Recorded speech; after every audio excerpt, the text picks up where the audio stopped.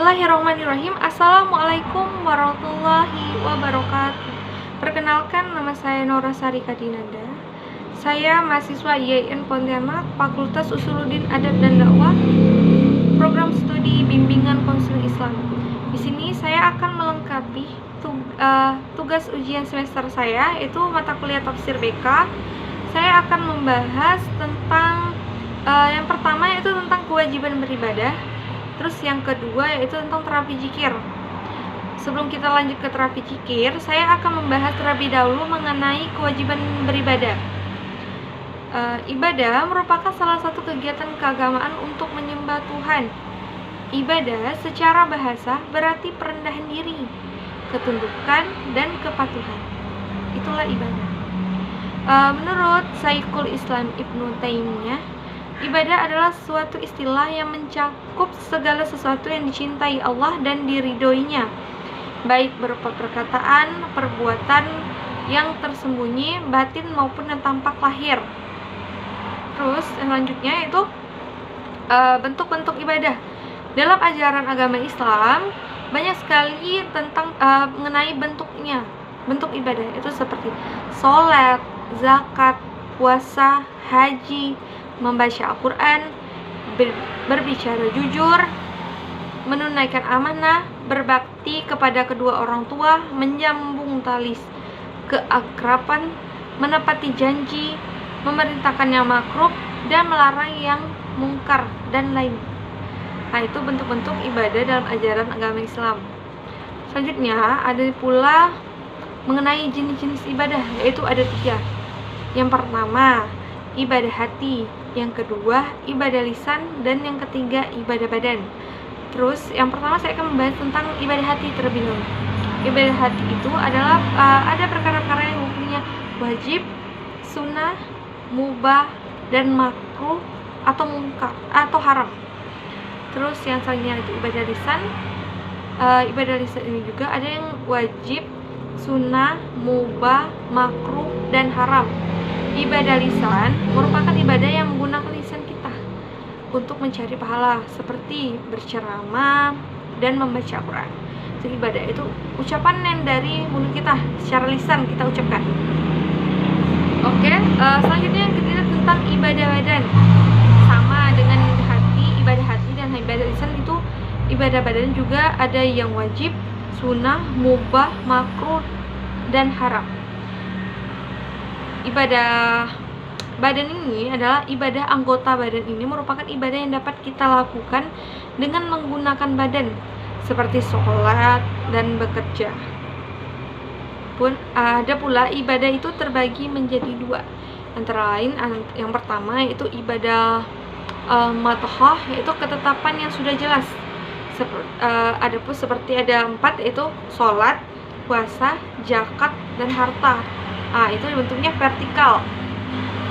Sedangkan ibadah ghairul mahdhah itu belum tegas atau masih banyak pendapat, seperti muamalah, yaitu sedekah. Terus yang kedua adalah sosial. Terus yang ketiga adanya tolong menolong, yaitu bentuknya horizontal.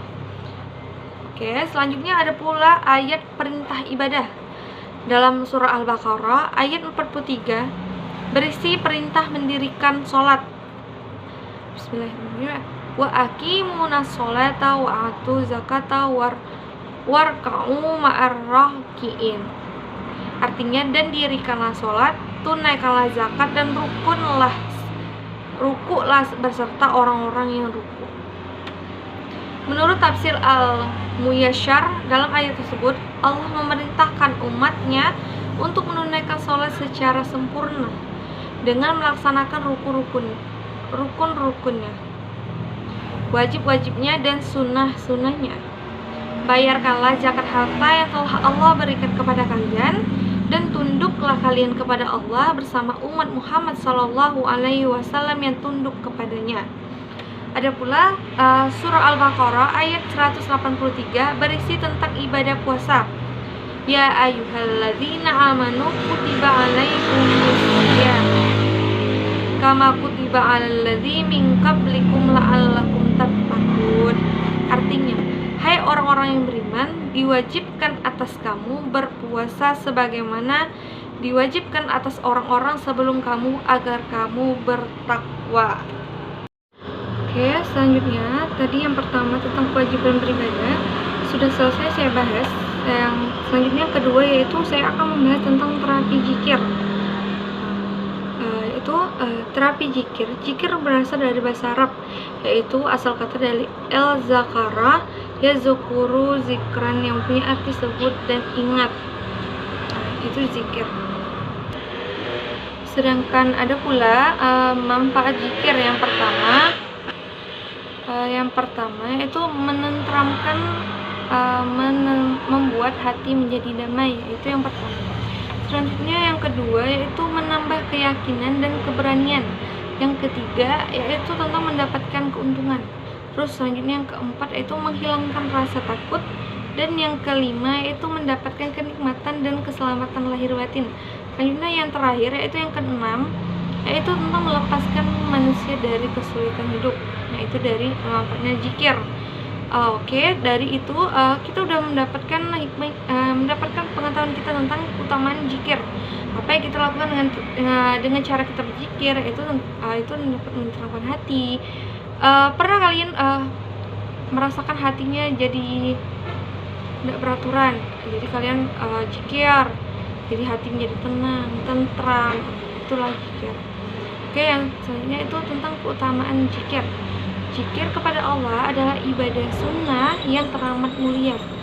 Lagi utama, zikir adalah peringkat doa yang paling tinggi, yang di dalamnya tersimpan berbagai keutamaan dan manfaat yang besar bagi hidup dan kehidupan kita. Terus yang kedua itu memberikan ketenangan jiwa, hati, segala gundah dan rasa bersumber dari bagaimana hati menyikapi kenyataannya. Selanjutnya itu mendapatkan cinta dan kasih sayang Allah. Itulah zikir. Itulah merupakan terapi zikir. Sehari-hari kita selalu melakukan zikir, dalam sholat kita pun selalu melakukan zikir. Oke, selanjutnya itu tentang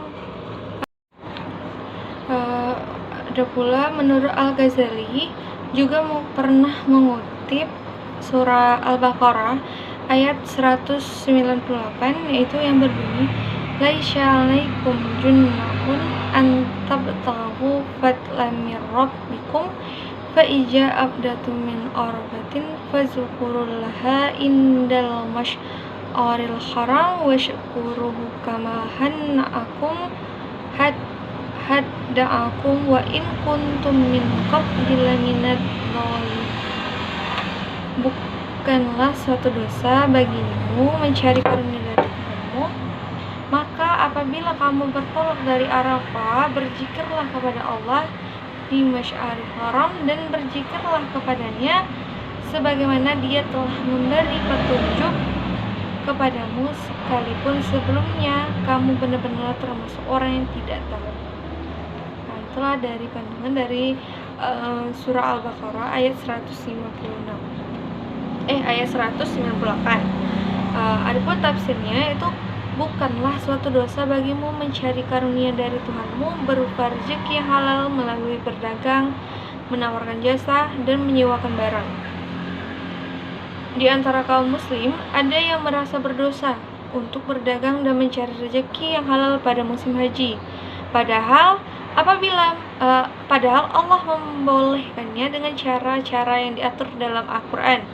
Maka apabila kamu bertolak dari Arafah setelah wukuf sejak matahari terbenam pada tanggal 9 Zulhijjah dan sudah sampai di Muzdalifah, maka berzikirlah kepada Allah di Masjidil Haram, yakni Muzdalifah, dengan tahlil, talbiyah, takbir, dan tahmid.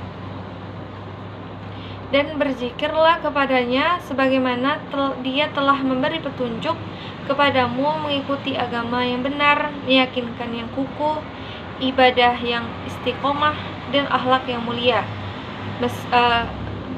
Sekalipun sebelumnya kamu benar-benar termasuk orang yang tidak tahu. Zikir itu merupakan rasa syukur atas nikmat Allah yang telah membimbing para jamaah haji menjadi orang-orang yang beriman.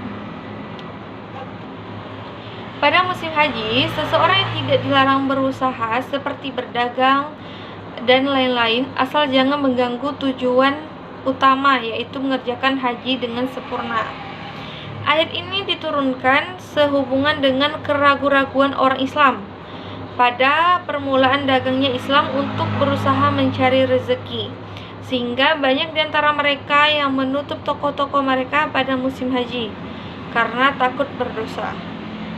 Diriwayatkan oleh Al-Bukhari dari Ibnu Abbas, dia berkata, pada zaman jahiliyah ada 3 pasar, yaitu Uqas, Muzanna, dan Zulmajas.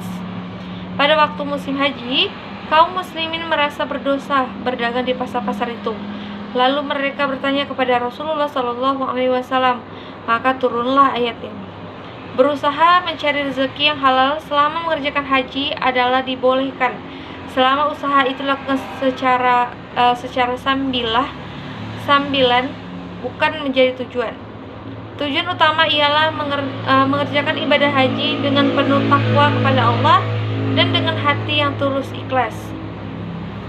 Kemudian dalam ayat ini Allah memerintahkan kepada setiap orang yang mengerjakan haji agar berzikir kepada Allah bila telah bertolak dari Padang Arafah menuju Muzdalifah, yaitu bila telah sampai di Masjidil Haram.